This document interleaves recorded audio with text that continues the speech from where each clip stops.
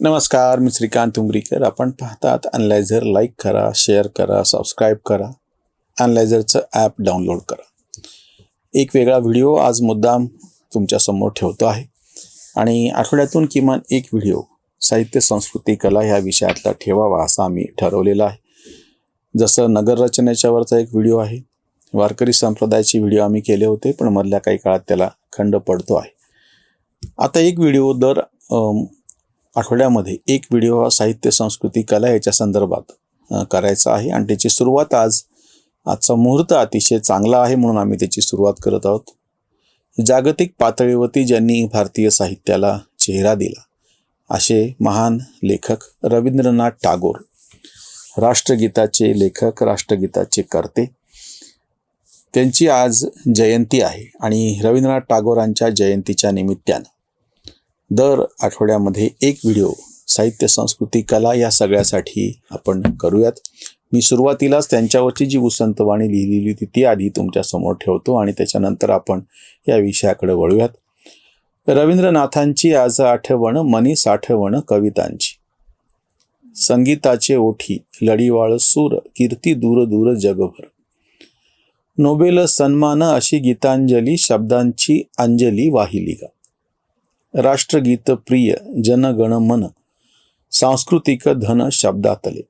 शांती निकेतन शिक्षणाचे तंत्र, निसर्गाचा मंत्र शिकविते. साहित्य संगीत कलेचा हा दूत, विणतोरे सूत संस्कृतीचे. कलात्म मनाला पाडतो गा भूल, फुलवितो फूल कांत म्हणे, फुलवितो फूल कांत म्हणे. रवींद्रनाथांच्या फक्त दोन पैलूवरती मी थोडंसं छोटं तुमच्यासमोर एक विवेचन ठेवतो आहे. हा काही त्यांचा सगळ्या एकूण ह्याचा चरित्राचा धांडोळा नाही. या महान कलाकाराच्या बाबतीतलं एक वेगळेपण मला आवर्जून तुमच्यासमोर ठेवायचे की जो लेखक होता, ज्याला संगीतात गती होती, ज्याला चित्रात गती होती आणि शांतिनिकेतन सारखा शिक्षणाचा एक आगळा वेगळा निसर्गाच्या सानिध्यात जाऊन शिकण्याचा त्यांनी एक मंत्र दिला. ह्या 2-3 गोष्टी मला फार वेगळ्या वाटतात. नुसते स्वतंत्र लेखक म्हणून आपल्याकडे मोठे झालेत, नुसते गायक, संगीतकार म्हणून मोठे झालेले लोक आहेत आणि शिक्षण तज्ज्ञ म्हणून वेगळे लोक आहेत. पण हे सगळं ज्या माणसाकडे एकत्र होतं आणि मुख्य म्हणजे तो एक सांस्कृतिक दूत म्हणून, भारतीय संस्कृतीचा चेहरा म्हणून जगभरामध्ये गेला. पहिला जो मुद्दा आहे तो त्यांच्या लिखाणाच्या बाबतीतला. जनगण मन तर प्रसिद्ध आहेच, तर काय त्याच्याबद्दल बोलावा वेगळाच. त्यांच्या कितीतरी कवितांच्या बाबतीमध्ये फार सुंदर पद्धतीनं विवेचन केल्या गेलेले. काका कालेलकरांनी 3 पुस्तकं त्यांच्या बंगाली कवितांचे अनुवाद मराठीमध्ये करून 3 पुस्तकं सिद्ध केलेली आहेत. रवींद्र मनन, रवींद्र चिंतन आणि अजून एक असं 3 पुस्तकं आहेत ज्याच्यामध्ये पॉप्युलर प्रकाशनाने काढलेली आहेत. पण मला ती जी छोटी गोड कविता त्यांची फार आवडते आणि आज त्याची आठवण होते आहे. कुसुमाग्रजांनी त्याचा मराठीमध्ये अनुवाद केलेला आहे. किती गोड संकल्पना. इतका मोठा महान जागतिक पातळीवरती, वैश्विक पातळीवरती पोहोचलेला लेखक, नोबेल पुरस्काराने सन्मानित झालेला आणि कविता कशी किती सुंदर साधी लिहितो आहे. एक छोटा मुलगा आपल्या आईला म्हणतो आहे की समज फूल मी झालो आई, आणि ती कुसुमाग्रजांनी मराठीमध्ये आणलेली आहे. साधी कल्पना आहे. मुलगा उठतो आहे आणि आईला म्हणतोय की समोरच्या चाफ्याच्या झाडावरचं फूल झालं तर तू मला ओळखशील का. आज टागोरांची आठवण आली म्हणून ती कविता तुमच्यासमोर यापूर्वी पण काही व्हिडिओमध्ये वापरली होती, आज परत तुमच्यासमोर ठेवतो. समज फूल मी झालो आई, उद्या सकाळी त्या चाफ्यावर नाजूक सुंदर, त्या फांदीवर सोनल तांबूस किरणांसह मी बसलो वाऱ्यावरती खेळत, तर तू मजला ओळखशील का.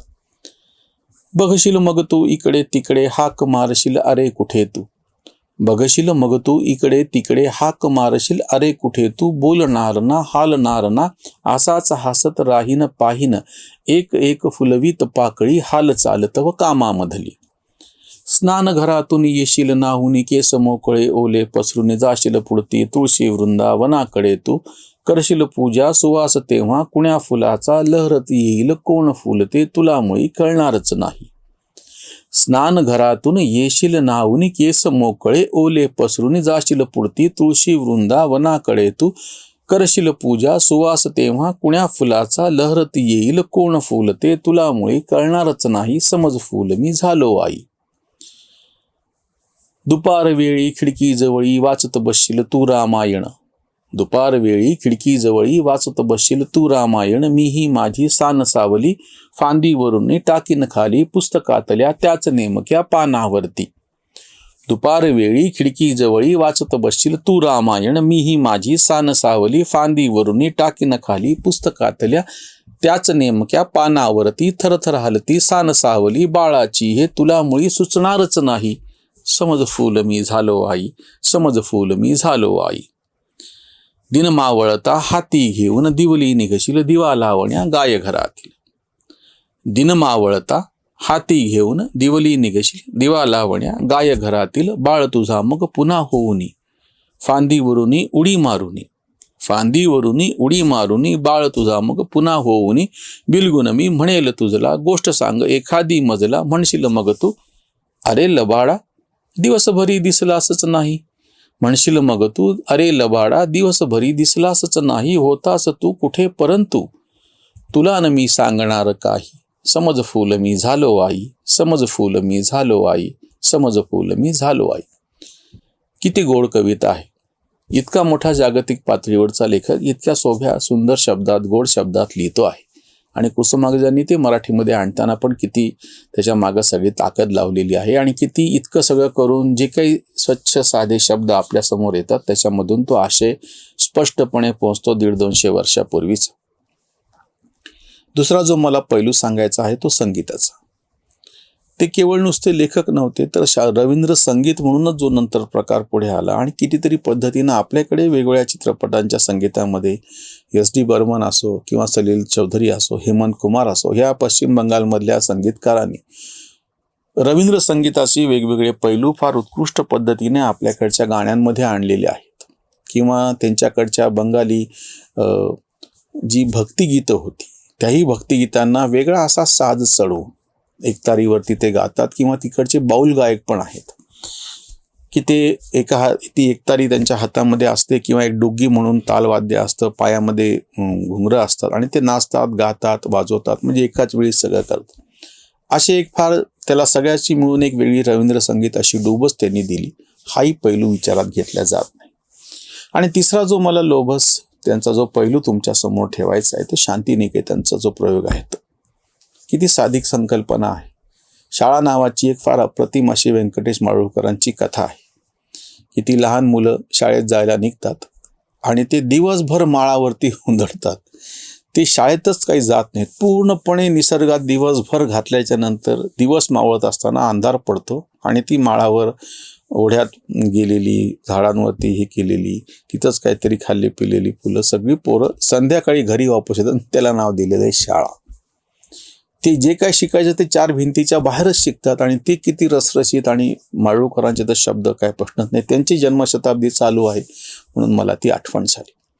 टागोरांची ही जी संकल्पना आहे की निसर्गाच्या सानिध्यात शिकायची, आजही तुम्ही जेव्हा मोकळ्या वातावरणामध्ये मुलांना घेऊन जाता, आता तर आंब्याचे दिवस आहेत, आमराईमध्ये दाट सावली असते आणि तो जो विलक्षण असा आनंद मुलांना मिळू शकतो.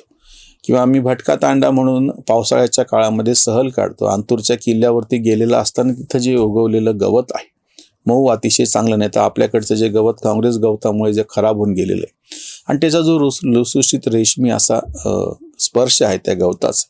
आमच्या सोबतीला असलेली 3 वर्षाची एक मुलगी इतक्या म्हणजे भान हरपून त्याच्यामध्ये धावत सुटली. तिच्या आईला काळजी वाटायला लागली की अरे ही पडेल, हिला काही, मुळे जाऊ दे, तिला एक आनंद जो वाटतो आहे. म्हणजे आपण जे काही बाकी शिकवते त्याच्यापेक्षा मुलं निसर्गातून किती ताकदीनं वेगवेगळं काही शिकू शकतात, त्याला आनंद मिळू शकतो. आनंददायी शिक्षण म्हणजे इकडं आपण 4 भिंतीच्या कोंडवाड्यात त्यांना कोंडून ज्या क्रूर पद्धतीनेच असंच म्हणायला पाहिजे त्यांना शिकवतो आणि ते त्यांच्या पचनी पडत नाही. पण तेच जेव्हा ते निसर्गात जातात सुंदर पद्धतीनं शिकतात, फुलं उमललेली बघतात. पाडगावकरांची मला कविता यांच्यामुळं आठवली परत. टपटप पडती अंगावरती प्राजक्ताची फुले, भिरभिर भिरभिर त्या तालावर गाणे अमुचे झुळे. पूर्णावरती झाडाखाली ऊन सावली, विणते जाळी येतो वारा, पहा भरारा गवत खुशीने डुले, टपटप पडती अंगावरती प्राजक्ताची फुले. संगीत तुम्ही शिकता, कला तुम्ही शिकता, जगणं शिकता, रसरशीतपणे शिकता आणि ह्याचं जे वर्म आहे ते त्या निसर्गाच्या सानिध्यात शिकण्याचं आहे. चित्रामध्येही त्यांना अप्रतिम अशी गती होती. त्या घराण्यातच सगळे असे गायक, वादक, नर्तक, लेखक असं रसरशीत असं वातावरण टागोरांच्या घरात राहिलेलं आहे. आपण ह्या सगळ्या गोष्टी विसरून गेलो. टागोरांनीच एका कवितेत लिहून ठेवलेलं आहे की सगळं जग फिरलो पण माझ्या बागेतल्या गवताच्या पानावरच्या दवबिंदूचं सौंदर्य पाहण्याचंच मी विसरून गेलो. आपल्याजवळ काय आहे, आपल्या आजूबाजूला काय आहे, आपल्या परंपरेमध्ये काय आहे ते सगळं विसरून जाऊन आपण जो ध्यास घेऊन बाहेरच काहीतरी पाहत शोधत बसते. तर करावंच, बाहेर शोध घ्यावाच, पण आतला पण शोध घ्यावा. रवींद्रनाथांना त्यांच्या जयंतीनिमित्त विनम्र अभिवादन. त्यांच्या सगळ्या जीवनातून आपण ह्या काही मोजक्या गोष्टींच्या बाबतीत जरी काही शिकू शकलो तर ती फार मोठी त्यांना आदरांजली ठरेल. इथेच थांबूया. धन्यवाद. स्वधर्म जागृतीचा विधायक बुरुज. Analyzer News.